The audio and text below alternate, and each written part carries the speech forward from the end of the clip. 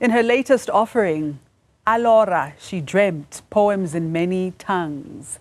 Now, author and poet Nthabiseng Jahrose Jafta presents an anthology born from dreamscapes and translated into 12 languages spanning 4 continents. The book contains a series of poems on which covers a range of topics and is rooted in the deep spiritual and cultural landscapes of Africa. And she writes from the ethereal space between dreams and remembrance, where poetry reveals itself in whispers and echoes. Originally penned in English and curated in Sesotho, the verses find new life in isiZulu, isiXhosa, Kiswahili, Arabic, Mandarin, Nepali, Russian, Spanish, Danish, and Greek, a global chorus that affirms poetry as a universal bridge. And she joins us now to tell us more. Good morning, Nthabiseng Jahrose Jafta. Welcome to Newzroom Afrika. Good morning. Thank you for that warmth, and to our viewers at home, good morning. Do you prefer Nthabiseng or Jahrose? I feel free. All right, I think Jahrose is quite cool. We'll go with that for this morning. All right, so first and foremost, to understand your work, we first need to understand you. Tell us about yourself. When did you first discover your gift?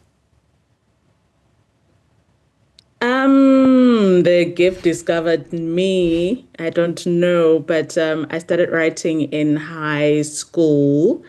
And only when I was doing my second year at university, that's when the spark really, I could see flames now.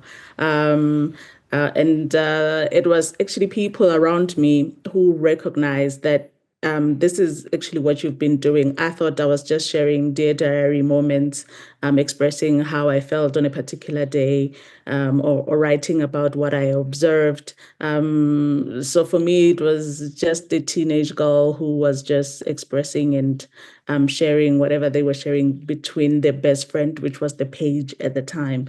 And it just grew fonder and fonder with the support and the mentorship of the teachers and people who were around me. And how would you describe your relationship with your dreams?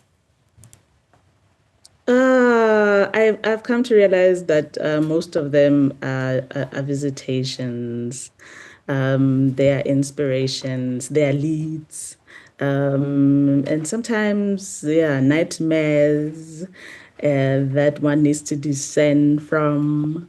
Because I remember them so vividly, I literally, when I wake up in the morning, I just take my time, no phone, no nothing, just remember, rejoin with them once again. And sometimes some follow you throughout the day, you'd even forgot about it, and then something happens, you're like, I saw this before. I had an encounter with this before.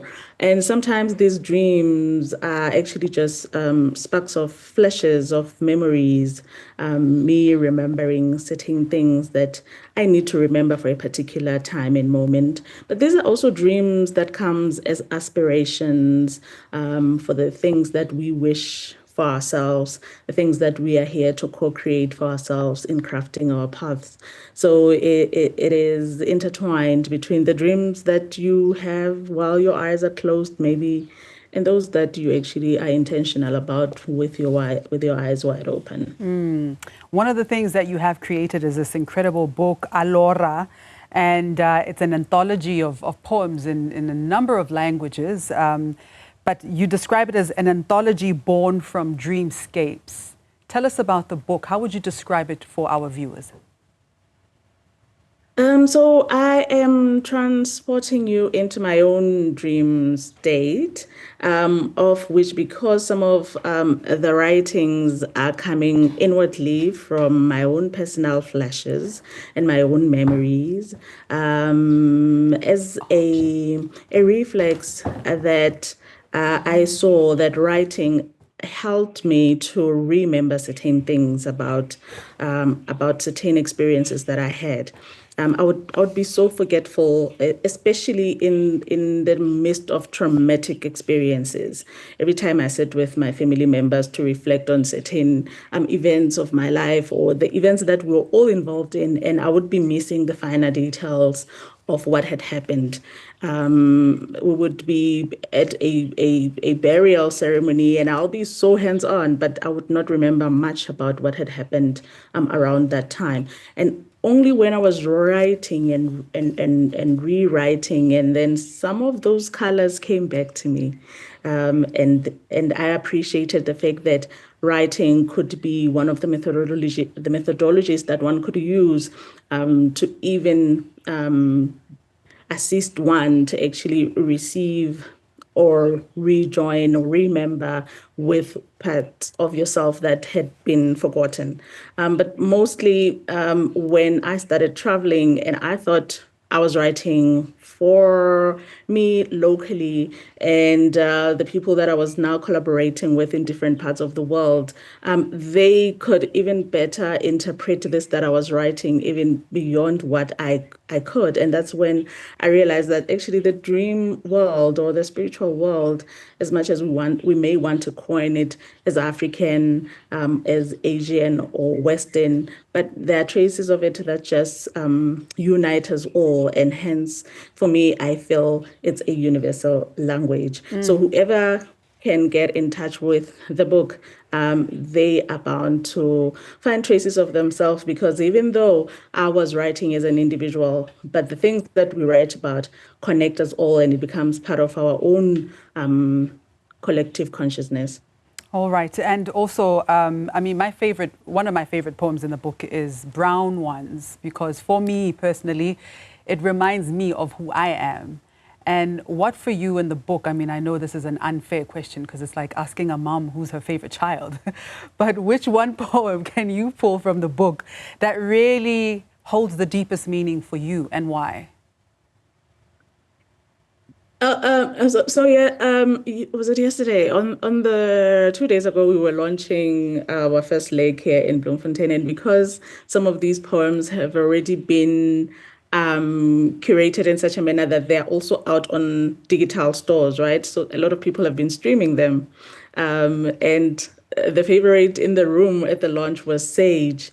And I was reciting it. I realized that, oh man, we come a long way as a people who are relearning who we are, what we are about. So at this moment, I am grooving to Sage.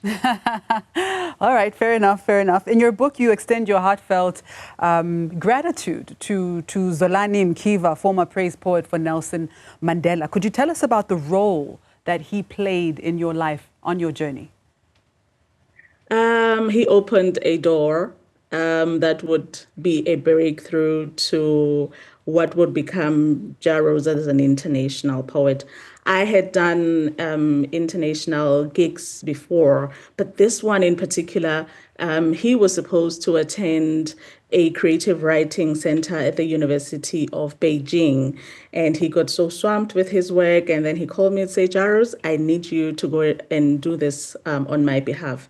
And that's when the spark of translations actually came about, because in that international writing center, we were 7 international poets paired with Chinese writers, and we attended translation salons, and we could be afforded a chance to translate each other's works. And that door opened so many others that I ended up having these 12 languages in the book. And any particular reason for the selection, the choice of those languages? I mean, you could have chosen any 12? These were the actual experiences. So from Beijing, then we were in Denmark. That's why you have Danish, and then I was now having sessions online with people from Venezuela and Colombia, and that's why we ended up with Spanish. So these were actual real connections that I had in these different particular countries and continents. And then once we were done with all the international work, I then remembered, Uguti, man, there is no way that I can be out in the world and not bring it home. And I started connecting with people from Tanzania. That's why you would have Kiswahili in there. And then I brought it home. I was like, Sesotho, Sexhosa, isiZulu. I mean, these are the people that carry us, that hold space for us. So I'm going to start convincing also with the people from home. All But right. these were actual events that one attended. Wonderful. Thank you so much. Thank you for this incredible book. Where can people buy it? Next week, the 6th, we are in Melrose Arch at Exclusive Books. So take a lot, Exclusive Books, Bargain Books. We are coming to the city near you. We are also coming to Durban and in Cape Town. So look out. Fantastic. Nthabiseng Jahrose Jafta, thank you so much for your time. All right, that was poet, author, publisher Nthabiseng Jahrose Jafta.